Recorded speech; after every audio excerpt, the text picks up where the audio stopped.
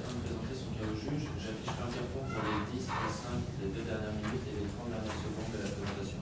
Lors des 10 dernières secondes du discours, j'indiquerai à l'aide de mes deux mains le nombre de secondes restantes. Si vous n'avez pas terminé votre présentation après 20 minutes, elle se verra arrêtée afin de passer à la période des questions. Une période de questions d'une durée maximale de 5 minutes est allouée au jury à la fin de la présentation.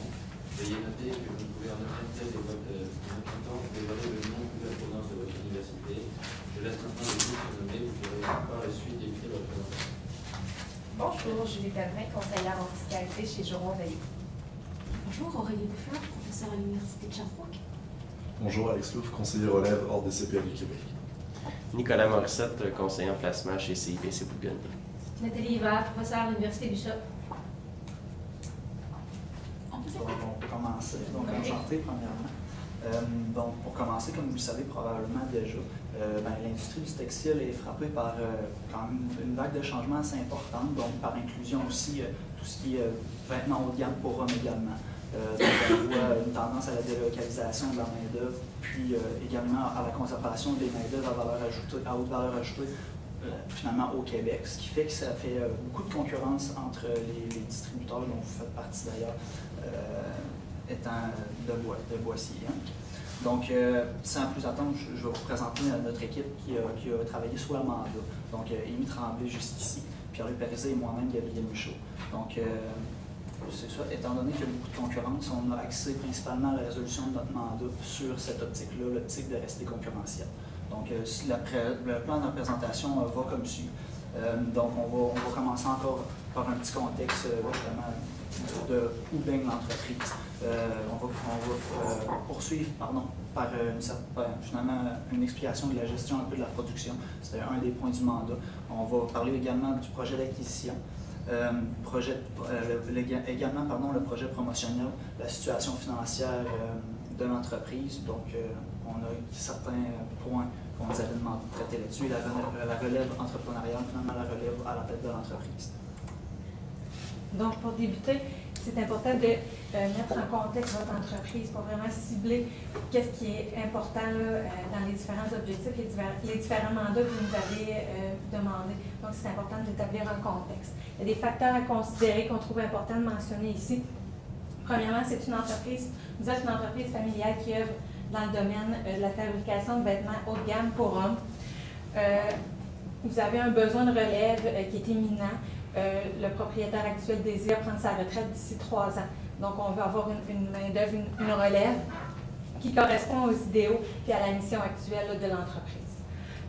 Votre facteur clé de succès, c'est vraiment vos employés. Vous axez vraiment sur la gestion de vos employés, ça vous tient à cœur. Donc, vous voulez avoir des employés, c'est ça qui fait votre facteur clé de succès, puisque vos employés sont loyaux puis qui vous ont permis de prospérer, de devenir l'entreprise que vous êtes actuellement.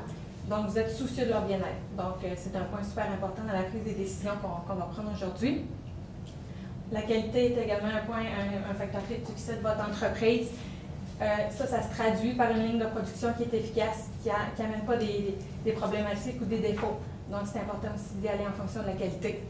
Présentement, la situation actuelle de l'entreprise, la situation financière, ça va plus ou moins bien. La marge bénéficiaire brute a passé de 29 de 2012 à 2014 à 25 et la marge bénéficiaire nette est passée de 7,4 à 2,16 On a un objectif aujourd'hui.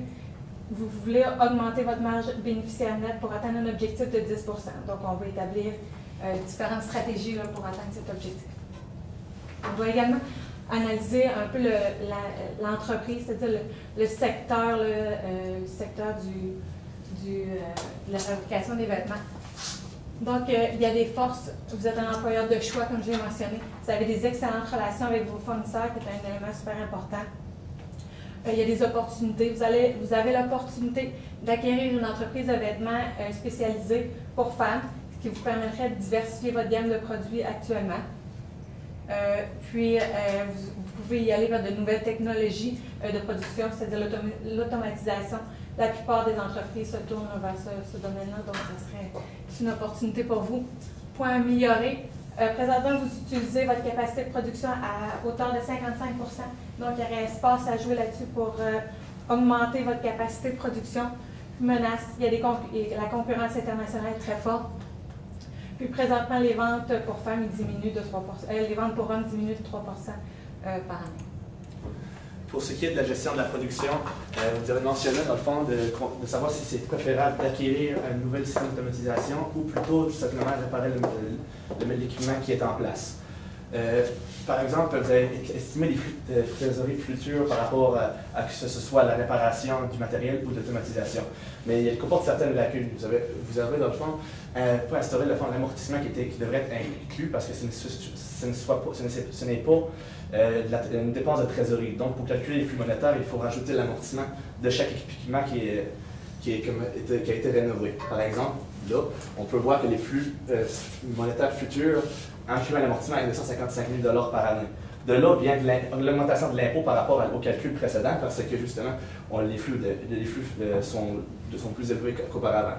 Dans le fond, ça nous donne des flux monétaires de 124 000 par année. Nous avons estimé la base sur 10 ans parce que justement, c'est la fin du matériel de production, de la fin de la durée de vie utile, donc il serait plus nécessaire que ce soit sur 10 ans.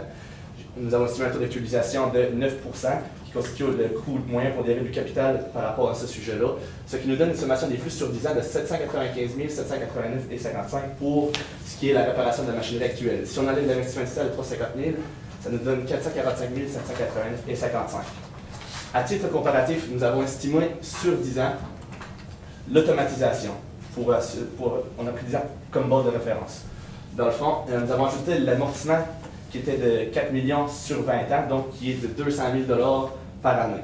Ce qui nous donne justement des flux monétaires qui augmentent comparativement à l'estimation qui a été faite précédemment. On remarque donc que toute la sommation des flux actuels est d'approximativement 8 millions de dollars sur une période de 10 ans, ce qui est beaucoup plus rentable que le fait simplement de réparer le matériel et l'équipement qui était mis en place. Ça nous donne sur 10 ans des flux monétaires financiers de 3 697 909,73 $.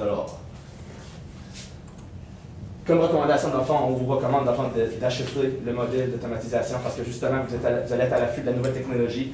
Votre technologie semble assez désuète parce qu'il y a beaucoup de concurrents, dans le fond, qui pénètrent le marché et qui ont déjà la technologie mise en place pour justement perturber ceux qui ne changent pas justement leur technologie d'entreprise. Puis ça améliore, dans le fond, la flux de trésorerie à long terme. Pour prospérer au sein que l'entreprise prospère, il faut penser à long terme, donc c'est un projet d'investissement qui est plus long. Malgré les inconvénients que sur une période de 5 ans, l'estimation des flux précédents, le fait de réparer est meilleur que le fait d'acheter un nouveau système d'automatisation. Comme un autre inconvénient, ça demande un financement supplémentaire nécessaire parce qu'on a déjà un investissement de 4 millions plus de 300 000 qu'on pourrait dire de l'unité de départ des anciens employés. Sur les 4 millions, la banque peut juste nous prêter 2 millions, ce qui nous fait voir qu'il y a 2 300 000 qu'il faut aller chercher à l'externe. C'est des choses qu'il faut aller voir plus en profondeur pour pouvoir, dans le fond, payer les sources de financement. Mais on remarque aussi que vos BNR présentent des 3 699 000 de BNR que vous avez dans le fond. Vous pouvez payer une partie de vos BNR par rapport à cela. Puis vous allez être rentable par rapport, vous allez respecter les ratios d'endettement et ainsi que les ratios de liquidité générale par rapport à cela. Donc, pour la suite de donc, finalement, je vais vous parler de l'acquisition de Cassie, donc, qui est une ligne de vêtements féminins qui pourrait diversifier grandement finalement les opérations de votre ligne qui est déjà des lignes de vêtements haut de gamme masculin. Donc, on va voir. Un petit pour et contre vite fait. En fait, le pour, c'est qu'il va y avoir finalement, Cassie a déjà des rapports de perte latentes, en fait, qui pourraient être utilisés selon le fisc, qui pourrait être utilisé. C'est 125 000 $ sur les revenus prochains de Boissy. La sous-traitance pourrait être également transférée à votre cuisine, étant donné que la pleine capacité n'est pas atteinte. Donc, on parlait d'un 55 %. On pourrait combler justement le 45 % restant avec la sous-traitance de Cassie. Économie également liée au licenciement des employés, bien évidemment, de certains employés de Cassie. Puis des croissances prévues des ventes pour les vêtements féminins de 2 % pour les 5 prochaines années, ce qui pourrait un peu pallier également la diminution des ventes pour les vêtements masculins.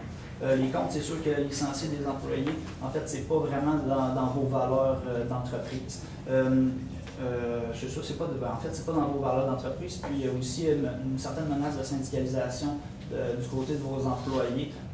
Sous toute réserve, c'est sûr que le licenciement n'aiderait probablement pas le climat de travail finalement au sein des deux entreprises. Puis également, c'est pas le même réseau de distribution, donc c'est pas on fait pas affaire avec des distributeurs du côté de Cassier, c'est vraiment des boutiques qui ont directement sur le plancher. Donc pour les hypothèses, en fait, on a fait finalement des hypothèses concernant le projet, que le taux d'actualisation c'était 9 qui correspondait également au coût moyen pondéré du capital pour les projets. Un impôt de 20 économie d'impôt liée à l'amortissement, on a considéré que c'était négligeable, étant donné les investissements en immobilisation qu'on va voir juste à la prochaine diapositive, qui ne sont que de 50 000. Juste ici, en fait, ils ne sont que de 50 000 la première année et, c'est sur 50 000 la première année, 10 000 les années subséquentes, parce que c'est en milliers de dollars, bien entendu. Pour ce qui est de l'investissement, en fait, nous, on a utilisé le ratio de 2,42, qui est le ratio pour les entreprises qui ont été finalement dans la même période vendues. On a utilisé directement ce ratio-là fois le bénéfice avant impôt et amortissement. Puis, on a également inclus finalement les indemnités de départ pour le licenciement des je crois que 6 employés de mémoire qu'il faudrait faire. Ce qui nous fait des entrées de fonds, en fait, le chiffre d'affaires, on a également considéré une augmentation de 2 des ventes, comme c'était écrit précédemment. Ce qui nous fait donc également des économies dues au licenciement, finalement, pour les salaires qui ne seront pas versés, qui viennent pallier, c'est annuellement ça.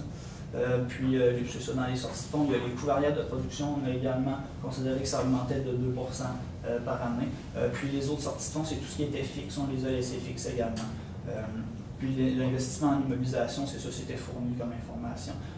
Puis, on n'a pas calculé encore là, comme je disais, les économies, étant donné que c'était négligeable. Ce qui nous fait un flux monétaire avant impôt, comme vous pouvez voir, positif. On a également utilisé les rapports de perte pour venir réduire l'impôt que vous auriez à payer en fait advenant l'acquisition. Ce qui nous fait une valeur actualisée nette aux alentours de 1 million, ce qui serait quand même très rentable. C'est sur 4 ans. Donc c'est ça, ça serait très rentable. L'acquisition serait rentable. Par rapport au calcul de l'écart d'acquisition, vous allez acheter des actions d'entreprise, donc vous vous questionnez sur le traitement comptable que cela peut apporter. Par exemple, le poids de disposition, l'entreprise serait prête à verser 985 000 $. De là, on ajoute les capitaux et le BNR, qui est de 515 000 $ de l'entreprise qui est ici. On ajoute aussi, il faut évaluer dans le fond la différence entre la valeur comptable, la juste valeur et la valeur comptable pour calculer l'écart. Dans le cas il y a une différence de 10 000 $. Et ainsi, il faut aussi ajouter la marque de commerce de 125 000 $ qui n'était pas inclus dans les états financiers de Casey au moment de la vente. Ce qui nous donne un écart d'acquisition de 303 000 $. De là, comme impact aux états financiers, nous allons avoir une participation dans la compagnie de 985 000 $, ainsi que un écart d'acquisition qui va être de 303 000 $. De là, il faut calculer pour comptabiliser un écart d'acquisition, dans le fond, il faut le comptabiliser au coût initialement et par la suite, il faut se demander année après année s'il y a une possibilité de dépréciation par rapport à cela. Des possibilités de dépréciation comme par exemple si la valeur marché de l'équipement a été déduite de l'afflux technologique qui a été apporté, cela pourrait avoir une conséquence par rapport à cela. Donc, il y avait également un autre projet que en tête, la promotion à l'aide d'un athlète porte-parole. On parlait ici d'un joueur de hockey qui concordait là, avec votre marché là, du vêtement haut de gamme pour hommes. Il y a des avantages à ça, c'est une proposition seulement d'un an. Donc, par exemple, si ça fonctionne plus ou moins bien, on n'est pas obligé de renouveler l'entente à ce niveau-là. Ça permettrait d'augmenter les ventes, autant au niveau des ventes de vêtements pour femmes et pour hommes, puisqu'il est capable d'aller chercher ce marché-là, cet athlète-là. Inconvénient, bien entendu, ça demande des dépenses supplémentaires. Donc, on a actualisé, on a fait un petit calcul pour déterminer si c'était rentable, ce projet de promotion-là. Donc, on a un investissement qui était de 1,55 million $. Ça nous apporte des ventes supplémentaires. J'ai calculé en fonction de la marge bénéficiaire brute actuelle. Donc, on arrive avec des flux actuels. 2015 de 526 032 et pour 2016, 554 988. Donc, si je fais la vente de tout ça, avec l'investissement, on arrive avec une vente positive de 26 000. Donc, oui, ça serait allez-y avec ce projet-là, ça peut juste vous apporter des bénéfices. Pour ce qui est de la situation financière actuelle, on a calculé dans le fond, vous avez un ratio respecté de 10 par rapport à la marge bénéficiaire brute. Par rapport à toutes les recommandations qu'on a apportées en lien avec cela, la marge bénéficiaire brute au début était de 206 000 acquis en 2016 parce que le vendeur, dans le fond, veut décider de partir de l'entreprise en janvier 2016. Ce qui nous donne 301 240 qu'on avait calculé précédemment. Sur la promotion des ventes supplémentaires, il s'agit là de la promotion la vente marketing par rapport aux joueurs de hockey de la Ligue nationale, de 526 032 en 2015 et de 554 980 en 2016. Et par rapport au plus l'automatisation concernant les flux potentiels financiers par rapport à l'automatisation du système de production, on a des gains de 844 036 et de 808 000. De là, on enlève les impôts de 20 donne une marge bénéficiaire brute de 13 si on calcule les ventes actuelles de 7 649 000 plus le 626 032 et on le total de la marge bénéficiaire brute 1 302 055 par les ventes de cela, ça nous donne 13 en 2015 et 13,5 en 2016. De cette manière, on peut remarquer que vous allez respecter qu'on vous apporte. Vous allez respecter les ratios que vous allez avoir en 2015 et 2016 si on suit les recommandations faites précédemment.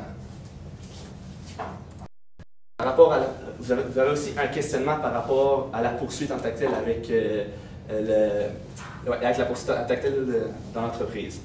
Le fait réel, c'est que la société vous demande si on pourrait comptabiliser un actif éventuel dans les livres comptables.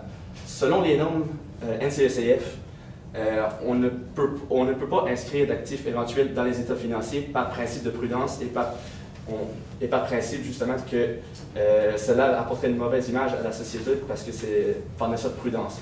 On ne peut seulement inscrire un passif éventuel si l'estimation est jugée raisonnable et s'il y a la possibilité et la raisonnabilité de croire qu'il y a une perte de poursuite. Ce que l'on fait comme recommandation, dans le fond, on inscrit seulement en note aux états financiers l'actif éventuel par rapport à la poursuite, qu'il y a un gain potentiel suite avec ce client-là. Donc, pour terminer, vous aviez également une demande au niveau de la relève. Monsieur désire prendre sa retraite prochainement. Donc, il faut regarder au niveau des différents candidats. Vous nous avez proposé des candidats, on a analysé leur candidature, puis on a déterminé un nouvel organigramme qui pourrait être possible dans la présente situation. Donc, le président du conseil d'administration, ça reste M. Pierre Bossy, qui est le actuel. On nommerait DG, directeur général, Louis Bossy, qui est actuellement un CPA. Donc, par son expérience, dans le fond, dans le domaine de la comptabilité et de l'information financière, ça fait de lui un candidat de choix. Contrôleur, on garderait le contrôleur actuel, qui est Georges Blouin. Il désire pas s'investir davantage dans l'entreprise, donc le poste qu'il occupe actuellement lui convient. Donc, on poursuivrait dans ce sens-là. Puis, au niveau du directeur des achats, Jacob Larose, directeur des achats, est-ce qu'il veut s'impliquer dans l'entreprise? Il veut participer, ça lui permettrait peut-être d'avoir une plus grande implication au sein de l'entreprise. Juste mentionner en fait, Louis, petite